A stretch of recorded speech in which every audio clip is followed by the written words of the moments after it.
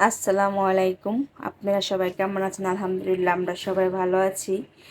আজকের ব্লগটি আমি সকাল থেকে শুরু করেছি।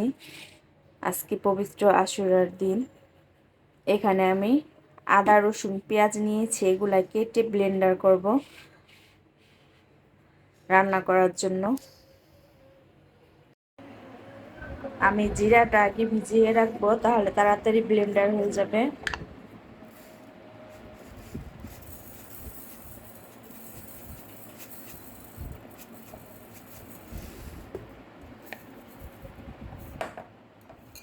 একটু বেশি হয়ে গেছে।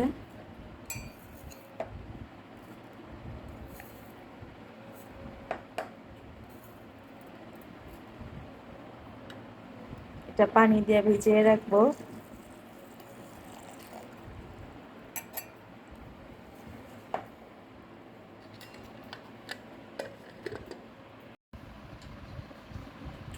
এখানে আদা রসুনটা আমি কেটে নিয়েছি, আর আগে থেকে যে জিরাটা ভিজিয়ে রেখেছিলাম এখন ব্লেন্ডার করে নিব।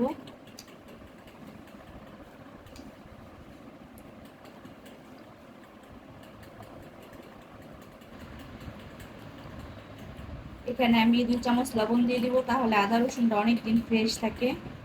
উঁচু উঁচু করে 2 টেবিল চামচ আমি লবণ দিয়ে দিব, আর অল্প করে সয়াবিন তেল দিয়ে দিব, তাহলে আদা রসুনের গন্ধটা ভালো থাকে, আদা রসুনটা নষ্ট হয় না। এখন এটা আমি ব্লেন্ডার করে নিব। আমি আদা রসুন ব্লেন্ডার করে নিয়েছি। এখানে রান্নার জন্য চলে আসছি রান্নাঘরে। এখানে 2 কেজি খাসির মাংস, এটা ভালো করে ধুয়ে পরিষ্কার করে রেখেছি। এটার মধ্যে মাখাই নিব আজকে। প্রথমে আমি তেজপাতা দিয়ে দিব, আর এখানে বড় এলাচ, জয়ত্রী, লবঙ্গ আর সবুজ এলাচ আছে, এটা দিয়ে দিব। আমি সবকিছু ধুয়ে রেখেছি।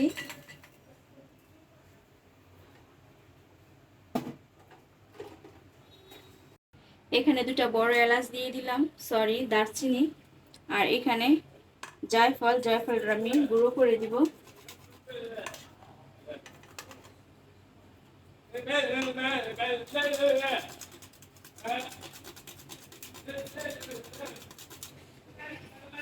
জয়ফলটা আমি অল্প করে দিলাম, আর এখানে পেঁয়াজ ব্লেন্ডার করে নিয়েছি, পেঁয়াজ পেস্টটা দিয়ে দেব।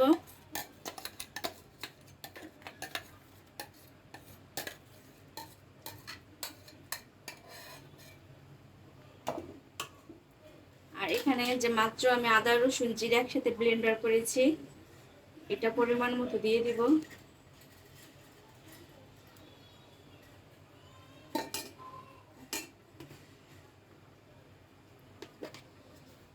লবণ দিব স্বাদ মতো।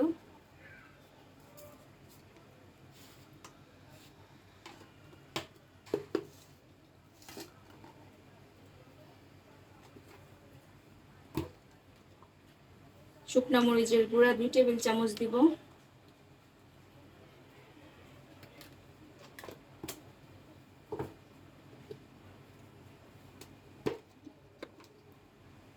এখানে হলুদের গুঁড়া, এটা আমি 2 টেবিল চামচ দিয়ে দিব।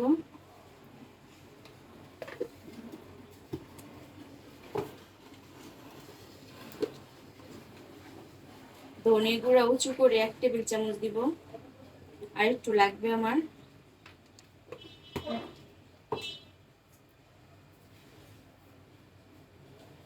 এখন সয়াবিন তেল দিয়ে দিব, আমি এখন অল্প করে দিব।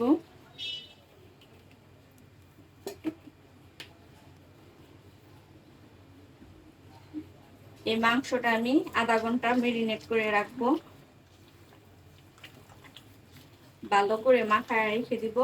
আজকে পবিত্র আশুরার দিন, সবাই বাসায় এসে সাফনের আব্বুও বাসায়, তাই আজকে খাসির মাংস রান্না করব দুপুরে খাওয়ার জন্য, আর সাদা পোলাও রান্না করব। ননাসের বাসায় একটু খাবার পাঠাবো।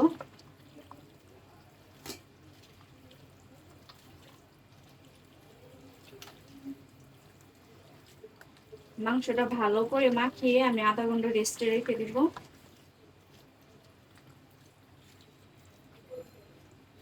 আমি মাংসটা আধা ঘন্টা ম্যারিনেট করে রেখেছি। আধা ঘন্টা পর রান্না করতে চলে আসছি। এখানে একটা হাঁড়ি বসিয়েছি, হাঁড়িতে পরিমাণ মতো তেল দিয়েছি। এখন পেঁয়াজগুলো দিয়ে দিব।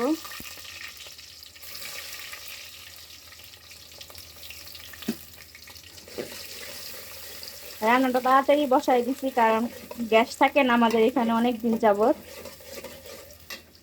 আজকে 1 মাস ধরে গ্যাসের সমস্যা, গ্যাস চলে যায়, তাই আস্তে আস্তে রান্নাটা হবে। আমি সকাল সকালে রান্নাটা বসাই দিছি, এখন প্রায় 10টা বাজে। পেঁয়াজটা আমি ভেজে নিয়েছি, এখন মেখে রাখা মাংসটা দিয়ে দিব।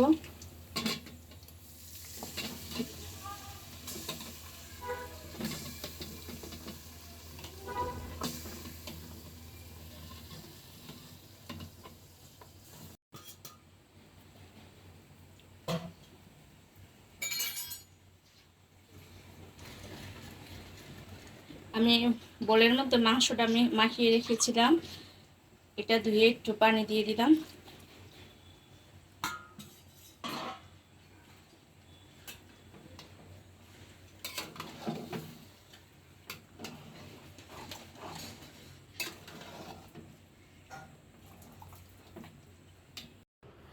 এখানে সাফনের আব্বু আজকে কিছু বাজার করেছে, অল্প করে বাজার করেছে। এখানে পেয়ারা নিয়ে আসছে, পেয়ারাগুলো অনেক সুন্দর কচি। আর এখানে সালাদের আইটেম নিয়ে আসছে,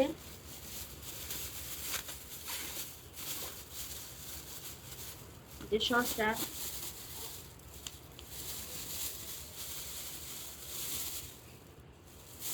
এখানে টমেটো আছে,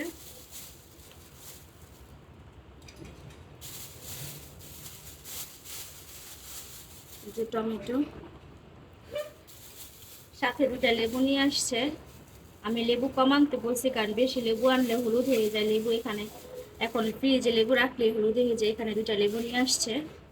আর এখানে কিছু মাছ নিয়ে আসছে।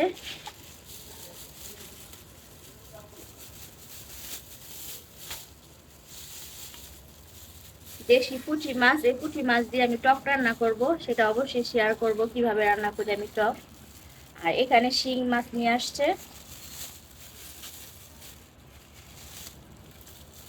সাফান কয়েকদিন ধরে বলতেছে শিং মাছ খাবে, তাই ওর জন্য শিং মাছ নিয়ে আসছে। শিং মাছটা এখন আর আমি খুলবো না, এগুলা ঘর নষ্ট করে ফেলে।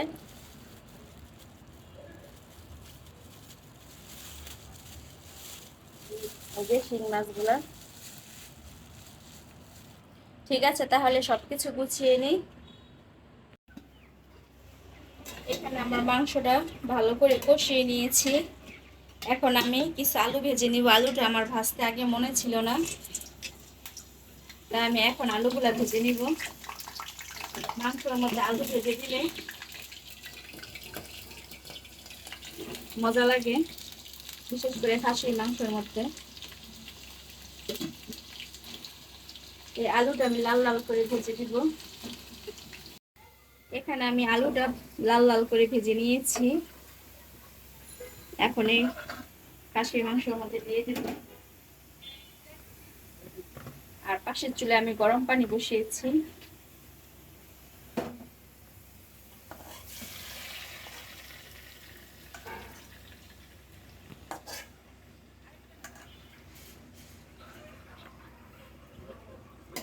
আলুটার সাথে মাংসটা এখন আমি আরো কিছুক্ষণ কষাবো, তারপর গরম পানি দিয়ে দিব।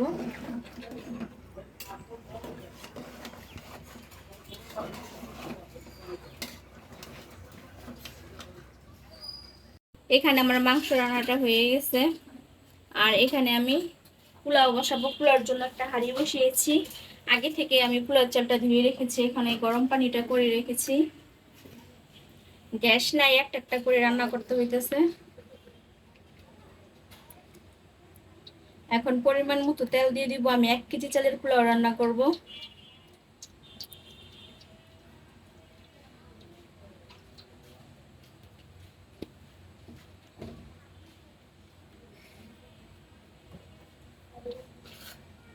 এখানে পেঁয়াজ দিয়ে দিব আমি। এখানে পেঁয়াজ, তেজপাতা, লবঙ্গ আর এলাচ আছে, এটা আমি কিছুক্ষণ ভেজে নিব। আর এক টুকরা দারচিনি দিয়ে দিব।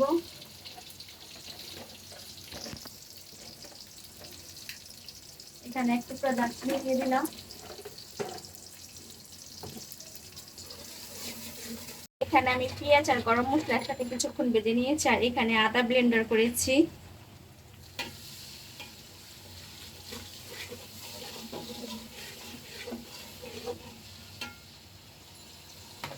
এখন আমি ধুয়ে রাখা চালটা দিয়ে দিব।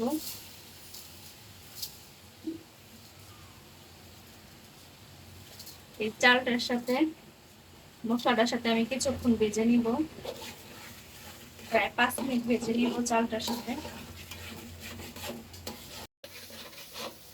আমি মশলার সাথে চালটা প্রায় 5 থেকে 6 মিনিট ভেজে নিয়েছি।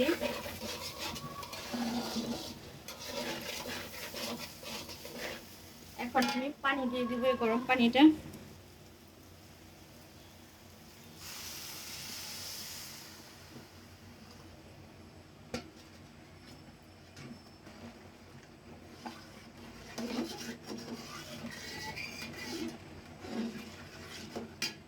এখানে আমি পরিমাণ মতো লবণ দিয়ে দিব।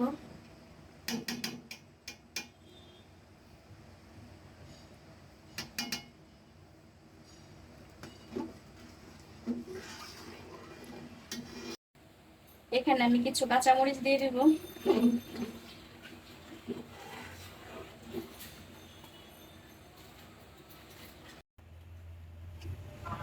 এখানে আমার পোলাও রান্নাটা হয়ে গেছে।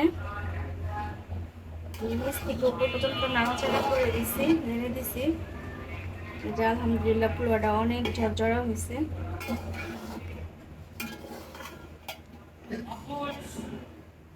অল্প গ্যাস ছিল, খুব টেনশন লাগতেছিল যে পোলাওটা নষ্ট হয়ে যাবে। না, পোলাওটা অনেক সুন্দর হয়েছে।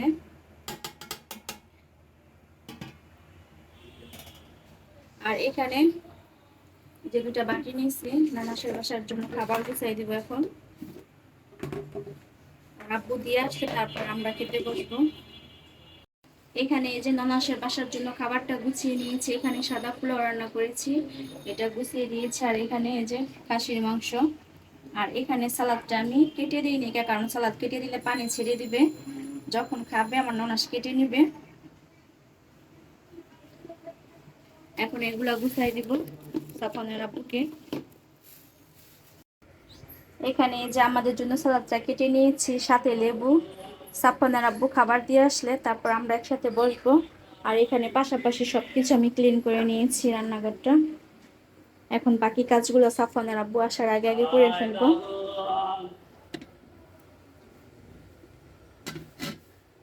পোলাও